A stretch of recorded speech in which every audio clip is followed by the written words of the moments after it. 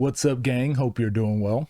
I received a comment by Alex over here on the third channel, Coach Mitty the third, and I pretty much had a goal on my main channel that eventually I was going to get to a point where I was saying like how to coach this age group, how to coach this, how to do this, how to do this. I've got so many ideas for that channel, but just a lot of work and editing goes into that. So I figured this channel could be good to answer a lot of those questions that I have the knowledge in, but I just don't have the time to make a full video. So this could be a full video and could help you guys based on specific questions. So if you do have specific questions for high school and all that sort of stuff, like college or whatever, and you want me to give some feedback, I'll try to do that over here on this channel. So this question from Alex says, hey, don't want to get your head too big, but you inspired me and caused me to love basketball more than I ever have. Thank you. Keep those compliments coming. But I recently took up coaching a 6 to 9-year-old team for my local church league. I was wondering if there were certain foundations that you would prioritize as I coach them this season. I want, above all things, for these kids to learn concepts like spacing, screens, cuts, and drive-in layups, but I want to make sure that I'm not getting tunnel visioned or missing something important. I also don't know how I'm going to manage the expectations of these parents. They are kind of crazy. Well, I will tell you that all parents in all sports are all crazy, and that's the number one, I'd say, linchpin for coaches currently in this day and age is this generation of parents is insufferable. They're very bad. So managing the parents, as much as I hate to say you have to do this, it's probably one of the most important things you can do as a coach. So I've put kind of a list here, some things that we can talk about. First thing is just have a goal. Sounds like you have a pretty decent goal, but I think a goal that speaks louder to your cause. So when people ask like, why are you doing this? You can always go back. You can always lean back to this, like Fat Joe. But basically have a goal. So you said you have a goal of teaching concepts like spacing, screens, cuts, and drive-in layups. To me, that just sounds like a conceptual offense. So just a conceptual offense. So rather than teaching plays, teaching them how to play. So you can say my goal is to teach the kids how to play and not just teach them plays. That can kind of be your goal. It says all of those things you just said, but it's in a prettier, nicer, concise little bow so that when people are like, why aren't you running flex? Why aren't you running our old school offense that I used to run when I was 12 back in 1903? You can say basketball's evolved. I'm trying to teach a conceptual offense the same way that the NBA does, college does, FIBA national teams do, the USA national team does. Literally basketball all over the world has moved to this. You will not find anywhere in the world that has that old school approach of just teaching sets. So it gives you like a good foundation of like, I'm on the same page as everyone else. Now, if it's the old school approach, like that's just people that haven't grasped onto the new concepts yet. So you can kind of defend yourself to a lot of the parents, but also I just think conceptual offense is the way to go, especially teaching kids. And at that age, like teach them how to play. Don't just teach them plays. We say a lot. So I like the direction you're going. You talked about teaching spacing. You commented on the video where I was talking about 5 out or 4 out, 1 in, that motion offense. You can go look that up. We've spoken about it on this channel, but it's basically what the Memphis Grizzlies put in. We spoke about it in the defensive clinic video. Like, it's very simple to teach. There's different ways to teach it, and the only way you get better at teaching it and being more clear and concise is you just coach it. Every coach is going to coach it slightly different and use slightly different words, but just try to be clear with your words. Try to learn what words mean. Like when you say, try not to get to a point, because you're coaching kids, 6 to 9-year-olds, you're going to try to go here, here, here, here. Young kids, if you can say, I need 2 corners. So we need corner, wing, corner. If you can teach them what those spots are, then they'll fill those 4 spots. Top of the key. Like, just be very clear with your words. So they're always learning where these spots are. They're always being corrected where these spots are, just on the fly. Like, they're always learning. Then the next year they go up somewhere else. It's like, oh, I know where the corner is. I know where the wing is. I know where this is. It's not going to be perfect. It's going to be really bad at that age, especially like church league kids. But like, just as long as you're trying to develop them and improve them, you can't go wrong. So the first thing is like, have that goal. Your goal sounds very good.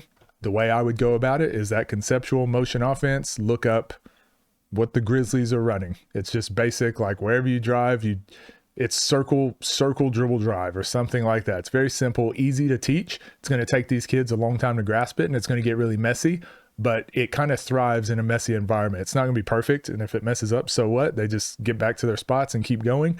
At the end of the day, that you just need them to see a little bit of success, and you don't need to like focus on it too much. Then you can add one or two sets, maybe just one set play where you're like, here's also something else we can learn. That's that old school static set play. Sorry, as I was editing this video, I just realized I didn't talk about defense. Again, depending on your league and what you're doing, there's going to be different norms for everything.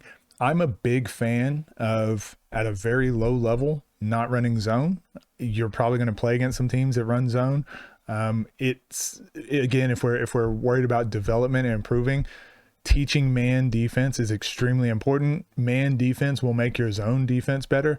Teaching just zone is only going to handicap those kids until eventually they have to learn man defense anyway. So zone defense at a young age is kind of a cheat code. It's going to make your team win more games by default, but only because at a young age, kids are very good at attacking gaps and hitting long distance shots and spreading out the zone, things like that. So I would still focus on man defense if your primary goal is to develop players. I just think I wish we had rules over here that for all the way up until high school, you can run whatever you want. I don't care. But any other league that's not, like I said, an elite league or specific age groups, like you should be forced to have to run man offense. So I would run man. I would teach man. Shell drill is something I would probably work on every practice. Not your static shell drill where they're sitting there for 10 seconds, blah blah blah blah blah blah blah. Help, but just enough to where they learn the spots and they get to those spots. You can have 4 people on offense, 4 people on defense. You just teach ball, deny or gap, whatever your rules are, and then a help side, so our captain spot. You just teach those spots where they need to be on the help, and then get that into your offensive spot. So if you've got corner, wing, you have the same, you have defense, guarding, corner, wing, passing the ball around, they're jumping to the spots. Okay, rotate, next group, you go to offense, you go to defense, rotate, good. Okay, do that a couple times. Now I'm gonna let you guys move. Okay, pass and cut, you can pass and screen away, you can pass and do whatever. This is where it gets really, really messy, but let the kids see some chaos, let it be messy, let them, whatever, rotate, next group. Yep, rotate, next group, rotate, next group. Then whatever habit you're seeing that your team is getting wrong a lot, work on that part. Right? Then if you're saying like, oh, we don't understand, like we're getting face cut, or whenever they cut behind us, we're just getting lost and we follow the ball, we follow our player and don't know where the ball is. So it's like you can work on those things little by little, but at that age, your shell defense is going to be really bad, but that is just the foundation of defense. No one likes to teach it. And the people that do teach it only, for the most part, will teach it very statically. So just like, if he's here, you're here. Okay, one pass now, you're here. That's going to take you 7 hours just to get through, but get them reps, get them understanding, and just get them better at one thing every practice, one thing every time. Like defensively, let's get better at this one thing. It's one thing. But at your shell drill, spend 15 minutes, 10 minutes a day, like building it up to where eventually then it's like 4 on offense. We're live now and we just play. Oh, shot, whatever, turn it over, next group. Good, turn it over, next group. Let them play out of their set. And see some chaos. Anyways, just want to throw that in there with the defense because we gave the offensive principles. The next thing I put here is your goal to win or develop? Again, like parents are going to be asking you this. I don't want to just develop, I want to win. I think it's important to understand. I get asked this all the time by coaches, like should I be trying to win or develop? I don't think you can win without developing players unless you already just have the best players. Well, then you're not really needed as a coach, right? You're just someone there to take credit for what they're doing. If you don't have the best players, like you have to develop. And if you develop them really well, you can win. You can't win without developing. So there's going to be moments where your best player doesn't show up for practice and you've got to decide, am I going to start him anyways because I want to try and win? Or am I going to teach him a lesson that like, if you don't show up, you can't start. But that gives the next kid an opportunity of like, hey, I show up all the time. This will give me a chance to start and prove what I can do. You got to be comfortable making those types of decisions, especially with kids. Remember what sports is all about. It's about like teaching life lessons in a safe environment. These kids most likely haven't seen them. Some will in some capacity, just by statistics. Some young kid that we're not even looking at is going to go to the NBA. But I will tell you, majority of the kids that you're coaching are not going to go NBA or Division I or play at a really high level.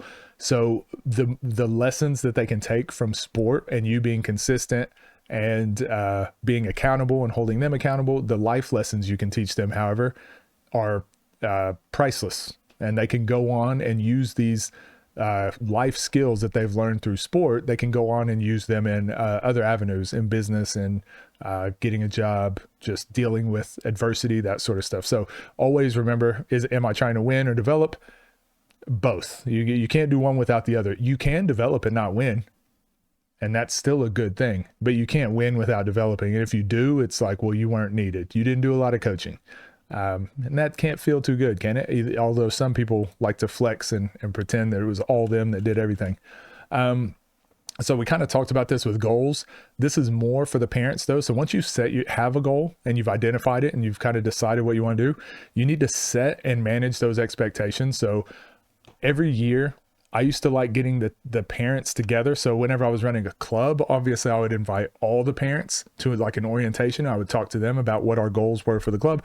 But I also encourage the coaches to do that with their individual team too, and just say, hey, this is what it's going to be like. Here's my expectations. Here's this, here's that. Even if you need to hand them something to sign.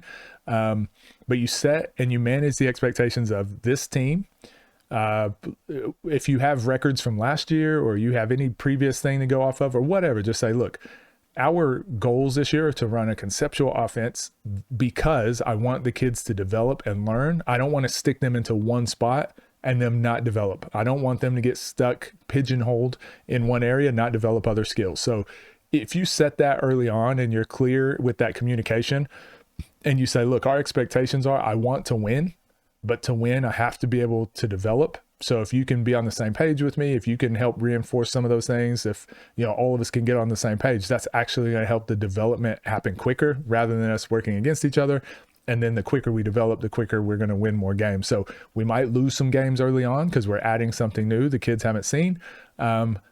But I didn't want to go to something very simple that's going to win us a couple games early on, and then the kids just not learn anything the rest of the year, and then we start losing towards the end and everyone hates it. So set those expectations and then manage them as things fall apart. As you run an offense and it doesn't look good, you go, hey, we said this would happen. Like you got to trust the process, got to stick with it. So this goes in with that.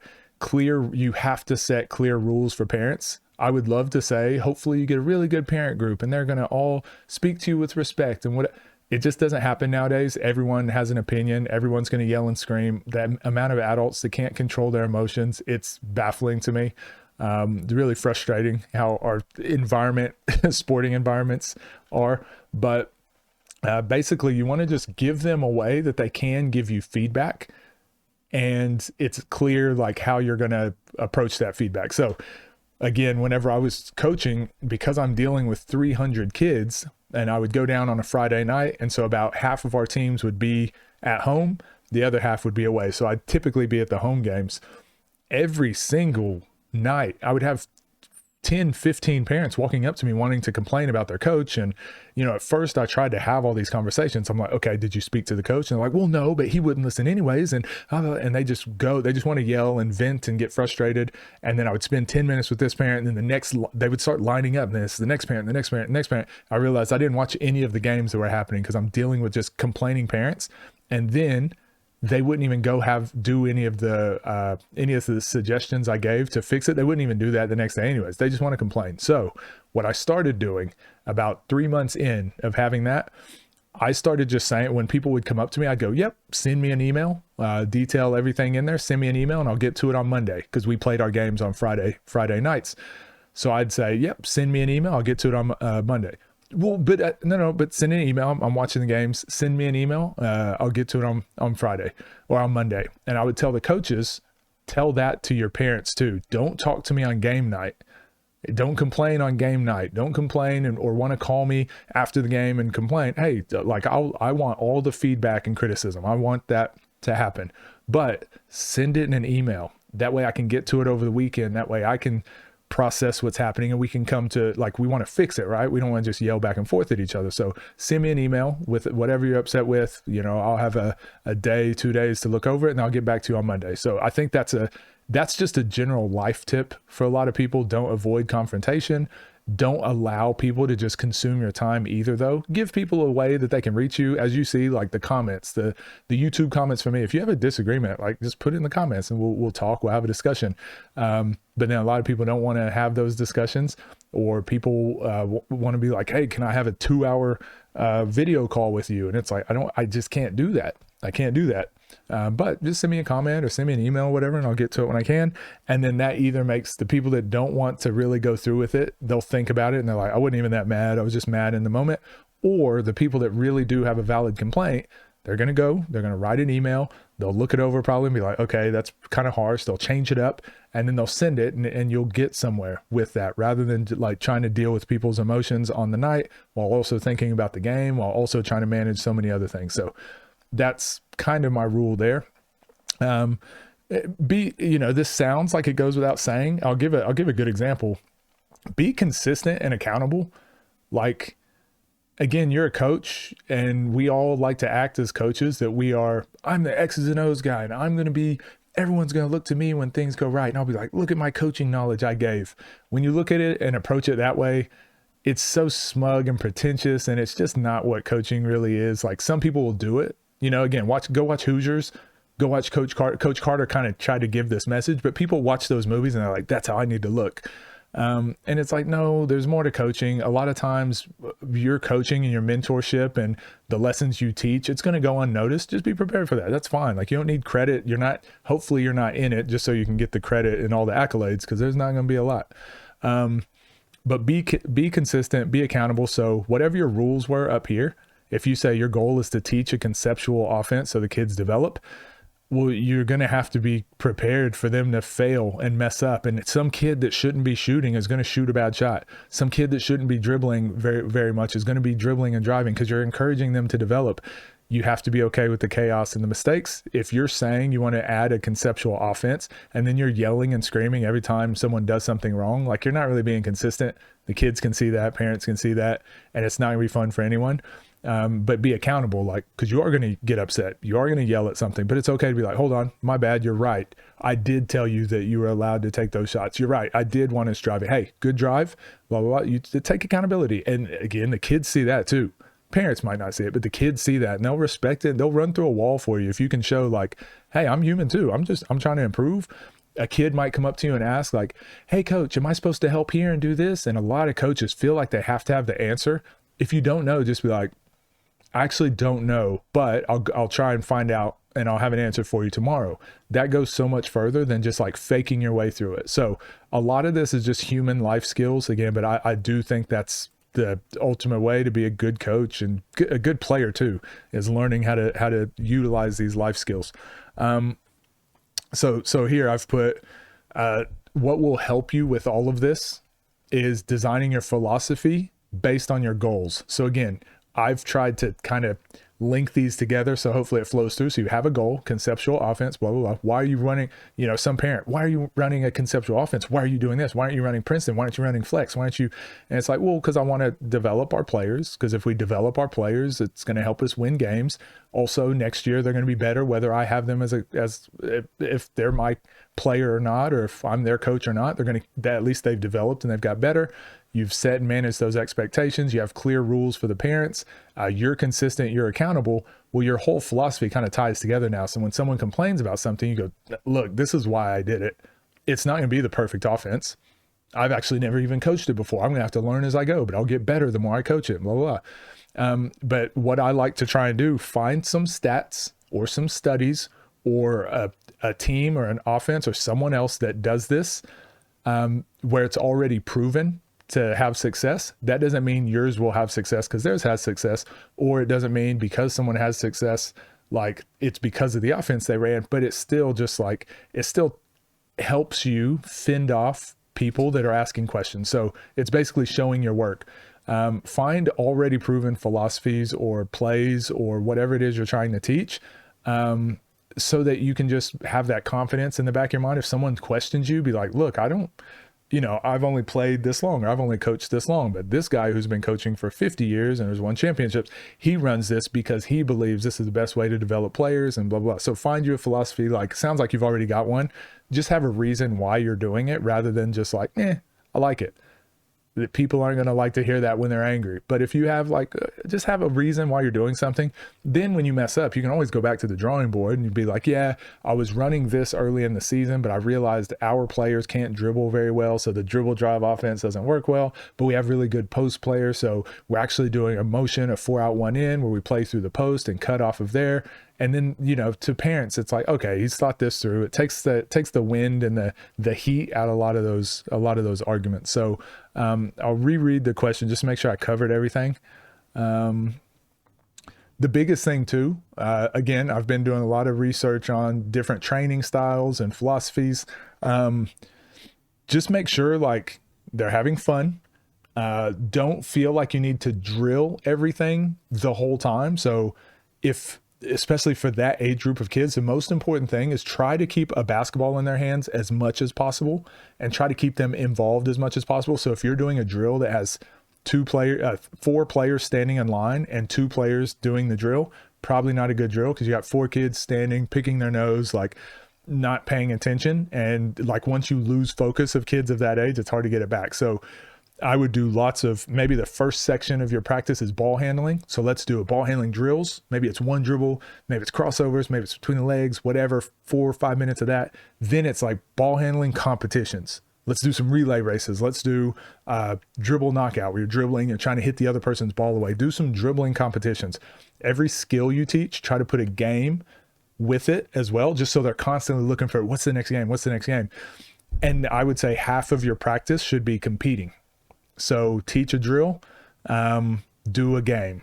Teach a drill, do a game. Teach a drill, do a game. So if you're working on shooting with a partner, okay, now everybody, we're going to get into 2 teams and we're going to see who can make the most. So shoot it, get your rebound, go to the back of the line. We're going to compete against each other. So shoot to get the skill and to get some practice, get some familiarity, but then we're going to drill against each other and have a game. We're going to play. There's got to be a winner.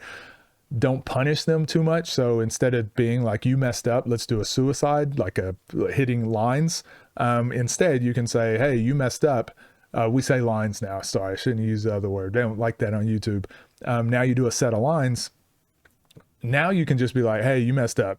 2 push-ups. Like it registers the same in their brain. It just doesn't waste a lot of time, if that makes sense, and make them resent you even more. Little things like that. I'll give a quick, like I said, the story I was wanting to give to talk about this, about be consistent and accountable. I was watching a volleyball tournament yesterday, and it was, I think, ages like probably 10-year-olds to, I'd say 10 to 16 years old.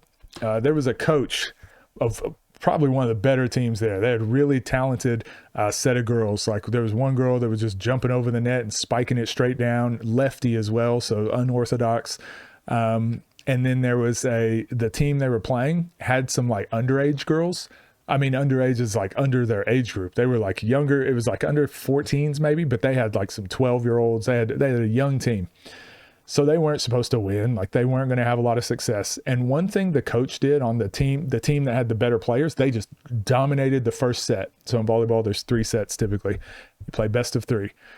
They dominated the first set because the little girls were like nervous. They didn't know what to do. And the other girls were really organized and looked really professional, and they just destroyed them on that first set. So one thing the coach, it was an old man. He looked cranky, but you could tell he's been around for a while. One thing he did that was really good, that second set, he completely switched the positions of his players. So players were playing in opposite positions. Not to showboat, but just showing like, hey, we got ahead. Like there's no need to try and beat this team by 60. Let's work on different skills now that you don't get to normally work on because we're so much better than them. Let's work on different stuff. So they switched positions. The really good hitter that was a lefty, she became a setter. She, instead of jumping up and spiking it, she was the passer to someone else spiking it, So I was like, man, I'm really impressed by that. That's really good. He switched it up, and they started losing as well. And he stuck with it until they got down by about 6 points. So they stuck with it. They played different positions. They got down by about 6 points, and then he got really angry. and he switched his whole process back the other way. Nope, we're going all about winning now. But those little girls gained a lot of confidence on the other team because they're like, oh, we can really play with them. They didn't realize what had happened. They didn't realize the other team had switched their positions, but they started seeing like, okay, we've got some success. That those young girls won that second set. And the coach on the other team, the good team, he looked so angry. And there was one call that he didn't agree with that went the other way. He went and sat down and he's pouting and he's angry and he's mad. And then like that energy went through the whole team. The girls were playing bad. And it was just like, I went from being very proud of him for making a decision of like, let's try something for development. This is good for the girls. And as soon as it didn't work in his favor, he pouted, got upset, got mad, got angry. And I'm like, what message are you reinforcing to your players? They are the better team. They're more dominant, but now they suck. And they're not playing well at all, even though you put them back in their position because you just took their confidence away. You made it seem worse than what it was. No, we're trying new things. We might lose a game. So what? Who cares? We're not supposed to win. You're playing out of position. Be okay with the mess. Be okay. Be comfortable with the chaos. Now, the third set, I won't spoil it for you, but because they came back in their positions, they ended up winning. They won quite easily. But the young girls, felt pretty good because they're like, we had a really good second set. But now, do you think those players on his team have any more confidence in themselves playing a different position? Because he just showed like when they try a different position, they suck and they can't even they can't even win to younger players. And I'm going to be mad and angry at you. Those are the coaching things I look for and I see all the time. And when I go watch a game, especially youth stuff, that's the stuff I look out for. I bet that person, that guy, that coach, I don't even know who he was. I guarantee you that's how he handles adversity in his everyday life. Things get tough, he complains and gets mad and gets angry, but when things are going good, yeah, I did that. I'm the guy. I'm the front runner. The Coach Carter, like I tied those shoelaces. Like that's that guy. I call those me monsters. Okay. Don't be a me monster. Have a rule, like have goals, what you're trying to accomplish. Again, I know this video was for Alex, but this is just youth coaching in general. Anyone that's coaching a young team, I think this process that I've set out, this worked at every level, unless you're the elite. If you're the elite team in your competition, like the elite, if you're at the highest level at your age group, and it's about winning, some of these things can shift slightly. Like the parent interaction, you're probably going to have like a director that deals with it. You're probably going to have someone else that deals with majority of your parent interactions.